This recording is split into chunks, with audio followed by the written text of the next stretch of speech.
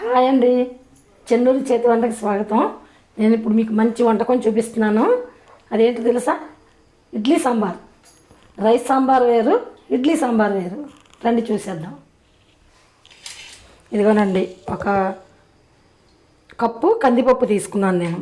ఇదిగో 2 టమాటాలు తీసుకున్నాను, ఒక 3 ఆనియన్ తీసుకున్నా, ఒక 4 పచ్చిమిర్చి తీసుకున్నా. ఇవన్నీ కడిగేసి శుభ్రంగా కుక్కర్లో పెట్టి ఒక 4 విజిల్స్ వేయిద్దాం. ఇవి పప్పు కడిగేసి టమాటాలు ఆనియన్ అన్నీ ఇలాగే వేసేసి మీకు ఉడికిన తర్వాత విజిల్ తీసి చూపిస్తాను. ఇంకోనండి, బాగా చల్లారింది, పప్పు ఉడికి బాగా చల్లారింది. ఇదిగోండి 2 టమాటాలు 3 ఆనియన్ ఇలా వేసాను కదా, ఇవి బాగా ఉడికాయి. వీటిని మనం మిక్సీ పట్టుకోవాలి. ఇందులో ఇంకా ఏమి వేయాలంటే ఒక పెద్ద నిమ్మకాయ సైజు అంతా చింతపండు ఇందులోనే పప్పులోనే వేసేయాలని మిక్సీ పట్టి దాంట్లోనే వేసేద్దాం.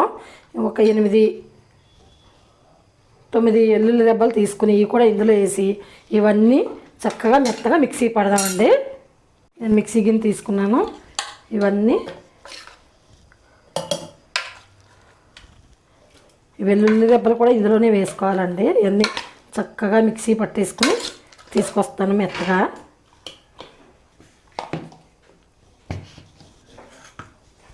ఇవ్వనండి, అవన్నీ ఇలా మెత్తగా మిక్సీ పట్టాను. ఇప్పుడు మనం ఒక గిన్నె, మనం సాంబార్ దేంతో అయితే పెట్టుకుంటాం ఆ గిన్నె పొయ్యి మీద పెట్టుకుని స్టవ్ వెలిగించి అందులో ఒక టేబుల్ స్పూన్ ఆయిల్ వేద్దాం. ఒక స్పూన్నర వేసానండి ఆయిల్ వేడెక్కేసరికి ఇలాగా మనం పోపు సరుకులు తీసుకుందాం. ఆయిల్ వేడెక్కిందండి. 1/2 టీ స్పూన్ ఏమో ఆవాలు, 1/4 టీ స్పూన్ మెంతులు, 1 టీ స్పూన్ జీలకర్ర, కరివేపాకు కొద్దిగా, ఎండుమిర్చి 3 ఇవన్నీ ఇందులో వేసేస్తాము.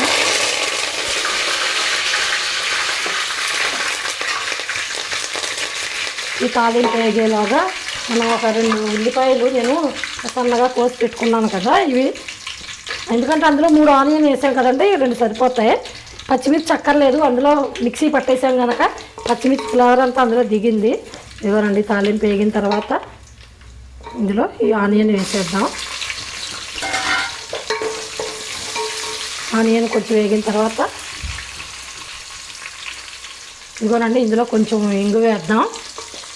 ఇంగు వేసుకుంటే సాంబార్కి మంచి టేస్ట్ ఉంటుందండి. ఒక 1/4 టీ స్పూన్ ఇంగువ,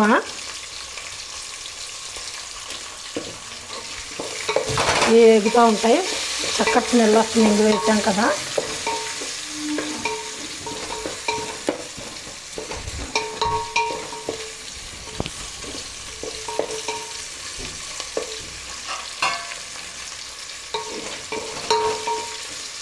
ఇవ్వనండి, కొంచెం వేగితే సరిపోతాయి. మరీ బాగా గోల్డెన్ బ్రౌన్ కలర్ రావక్కర్లేదు, కొంచెం వేగితే సరిపోతాయి. ఇందులో కాస్త ఉప్పు, రుచికి సరిపడా ఉప్పు, ఒక 1/4 టీ స్పూన్ పసుపు అండి, ఇది పసుపు, 1 టేబుల్ స్పూన్ కారం వేసి కలపాలండి.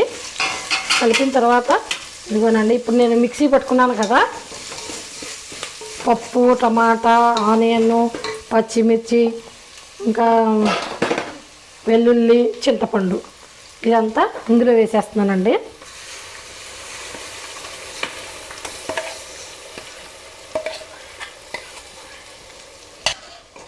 ఇదిగోనండి, వేసిన తర్వాత దానికి సరిపడా వాటర్ వేసుకుందాం మనం. ఇదిగోనండి, మిక్సీ జార్లో కొంచెం పప్పు ఉంటుంది కదా,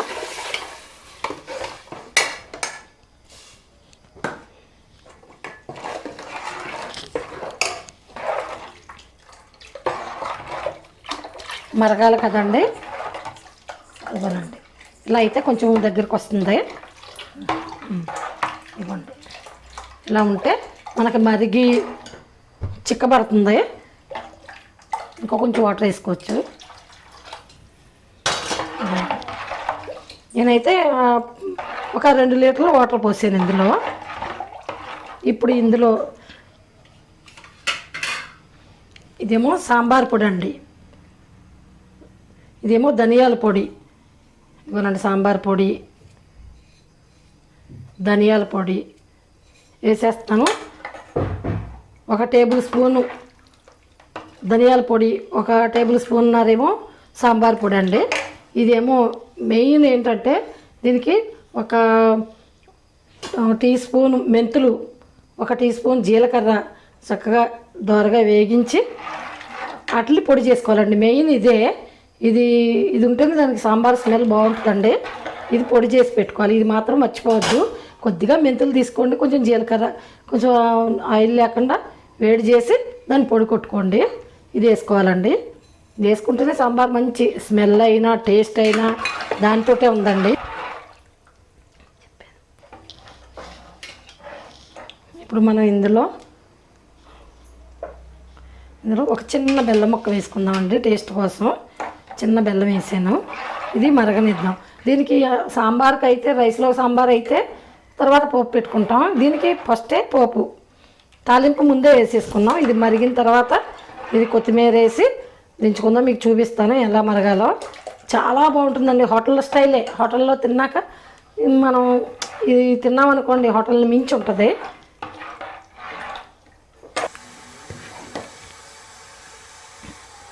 ఇదిగోనండి మరుగుతుంది చక్కగా. చూసారు కదా, అసలు గుమ్మ గుమ్మలో ఆడిపోతుంది సాంబారు. ఇదిగోండి, మనం అలా పెట్టుకున్న తర్వాత ఒక 20 మినిట్స్ మరిగింది అనుకోండి, లోపలంలో పెట్టి చక్కగా మంచి టేస్ట్ ఉంటుందండి. లాస్ట్లో ఇంకా కొత్తిమీర వేసుకుని దించుకోవటమే. కొంచెం చిక్కబడ్డాక ఒక 20 మినిట్స్ అయిన తర్వాత చూపిస్తాను. ఇదిగోనండి 25 మినిట్స్ అయింది. చాలా బాగా మరిగింది. ఇప్పుడు మనం సాల్ట్ చూసుకుందామండి ఒకసారి. సాల్ట్ సరిపోకపోతే, ఉప్పు సరిపోకపోతే కొంచెం వేసుకోవాలి. సాల్ట్ చూసుకుని మనకు తక్కువైతే కొంచెం వేసుకోవచ్చు. ఇప్పుడు ఇందులో ఒక చిన్న కొత్తిమీర కట్ట చిన్నది ఇదిగోనండి కొంచెం కట్ చేసి పెట్టుకున్నాను. సాంబార్ రెడీ అయిపోయింది. ఇంకా కొత్తిమీర వేసేసి ఒకసారి ఇలా కలిపేసి మూత పెట్టేద్దాం. గుమగుమలాడే సాంబార్ రెడీ అయింది. స్టవ్ ఆపేస్తున్నానండి.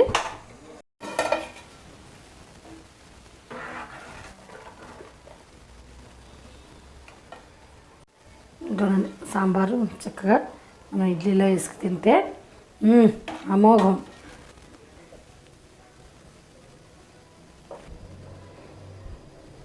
అదిగోనండి సాంబార్ ఇడ్లీ చూశారు కదా.